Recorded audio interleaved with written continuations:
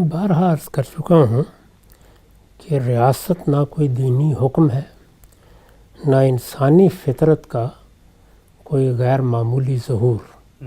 یہ انسان کی ضرورتوں سے پیدا ہوئی ہے۔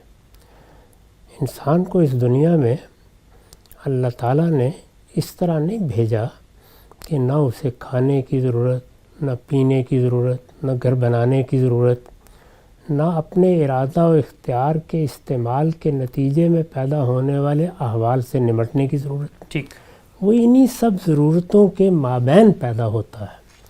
چنانچہ اس کو پیدا ہونے کے بعد یہ فیصلہ کرنا ہوتا ہے کہ کھائے گا کہاں سے، پیے گا کہاں سے، اپنی حفاظت کا کیا اہتمام کرے گا، اس کو اگر ایک جگہ رہنا ہے تو کس طرح رہنا ہے، اور نہیں رہنا تو خانہ بدوشی کی زندگی کے کیا لوازم ہیں۔